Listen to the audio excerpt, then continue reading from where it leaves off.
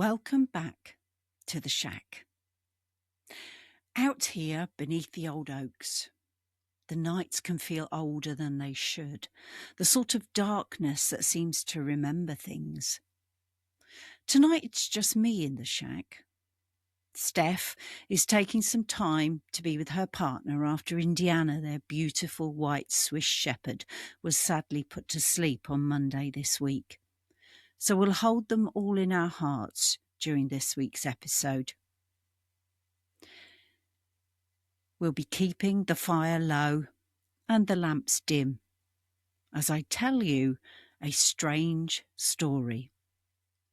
This is one of those cases that sits right on the border between the paranormal and something even stranger.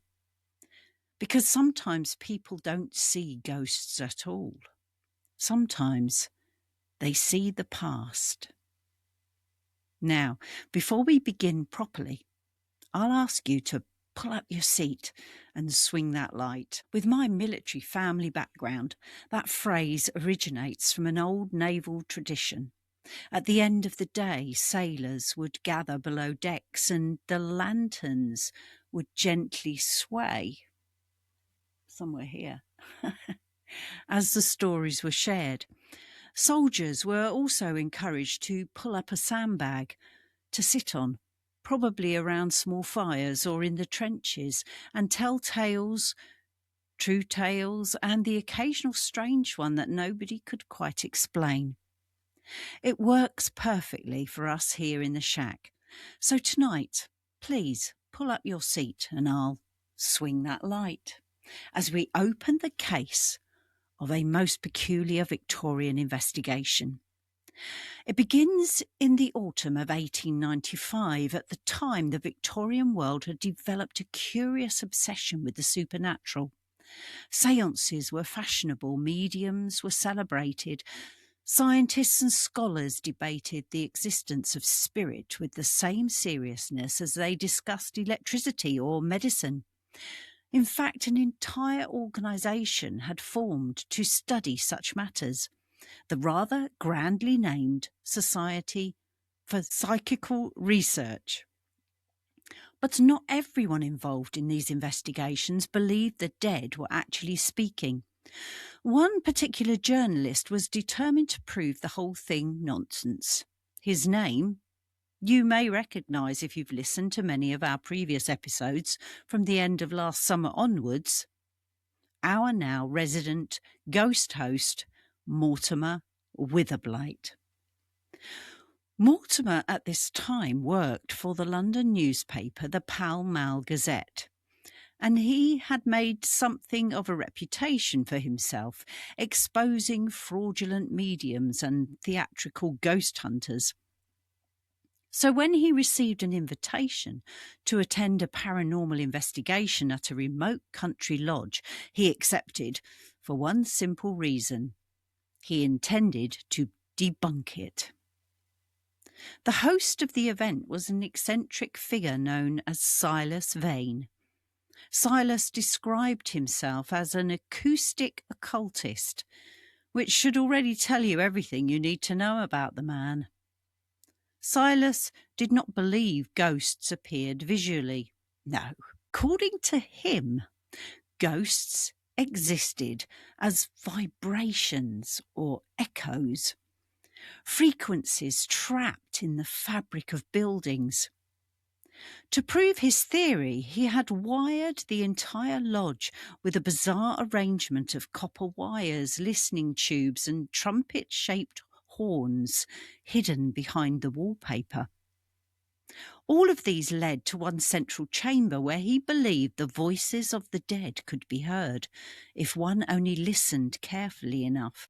Mortimer arrived armed with his own equipment, hidden mirrors, fine threads for detecting trick mechanisms, and the unwavering belief that every ghost had a perfectly rational explanation.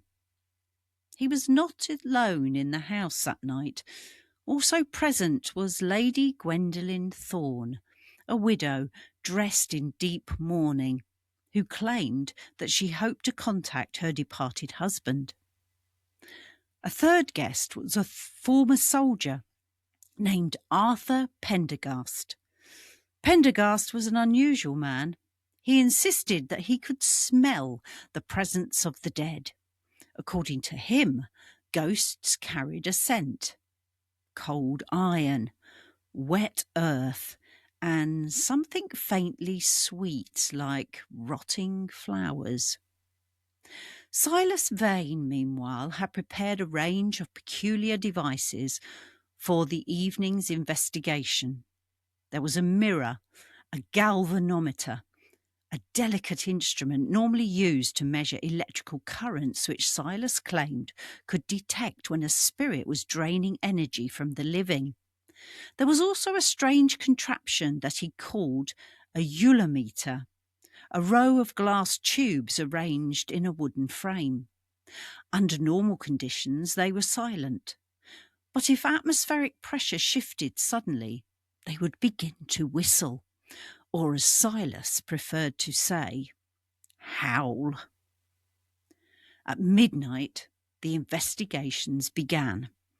Flour was carefully dusted across the floorboards of a chamber known as the Blue Room, so that any unseen footsteps would leave their mark.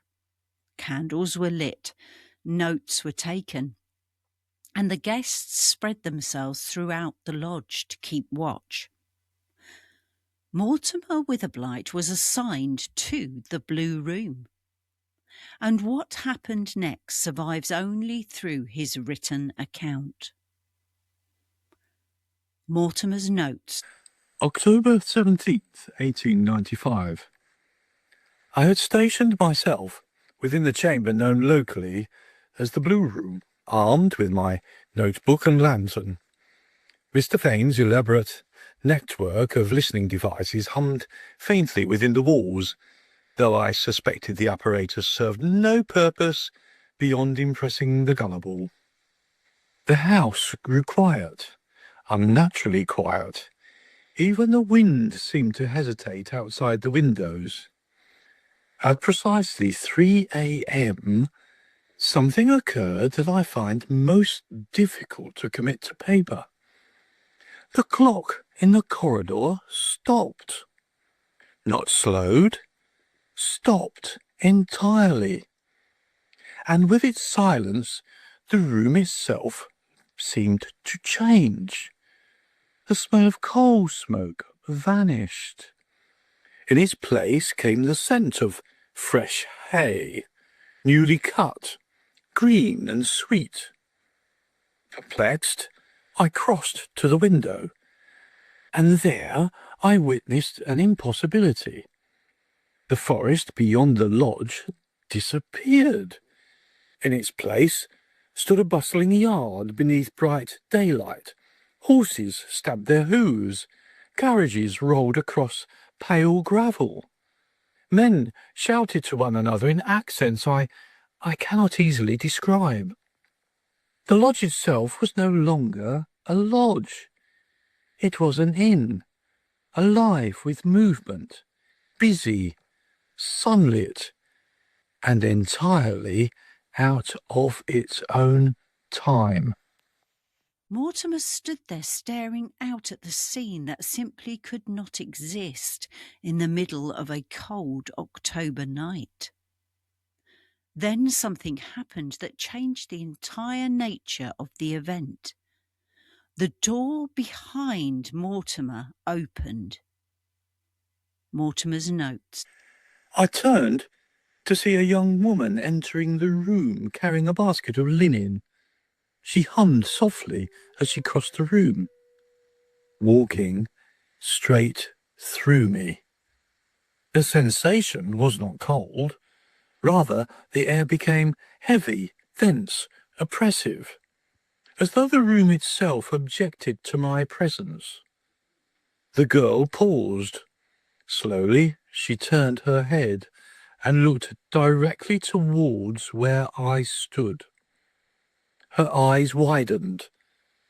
With visible terror, she whimpered, made the sign of the cross, and fled the chamber. Mortimer had gone to the lodge expecting to see ghosts, But instead, someone from the past had apparently seen him. Now here's where the story becomes truly fascinating, because the next morning Mortimer confronted Silas Vane and demanded an explanation. And Silas gave him one. You see, Silas had never intended to contact the dead. His theory, his real theory, was something else entirely.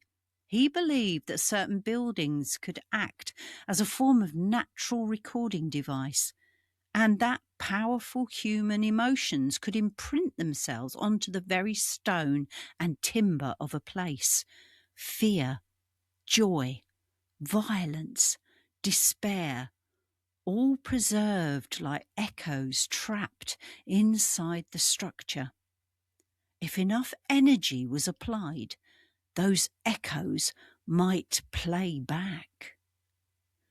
Today, paranormal researchers sometimes refer to this idea as the stone tape theory.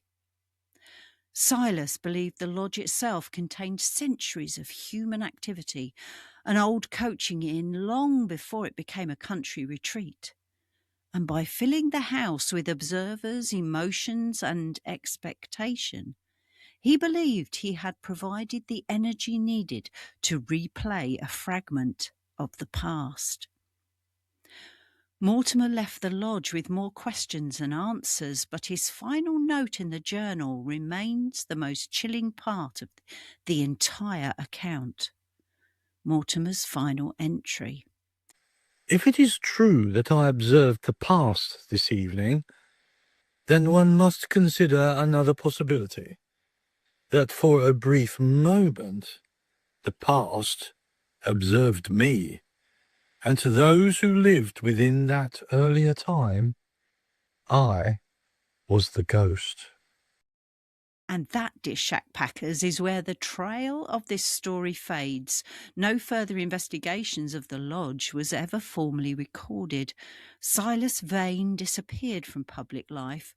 Mortimer Witherblight returned to his journalism, though friends noted that he never again mocked stories of the supernatural quite so confidently, and he certainly doesn't now. Which leaves us in a rather uncomfortable thought. If buildings really can remember, if moments in time can occasionally bleed into one another, then perhaps the ghosts people see are not always spirits of the dead. Perhaps sometimes they are simply us, standing in the wrong century or in a different moment of time. Anyway, that's tonight's tale from the shack. The fire's burning low now, and the woods outside are very quiet indeed. So wherever you are listening from, or whatever time, keep your minds open and your lamps lit. And if you ever find yourself in an old building that suddenly smells like fresh hay, you might want to look out of the window, just in case the past is looking back. Good night, Shack Packers.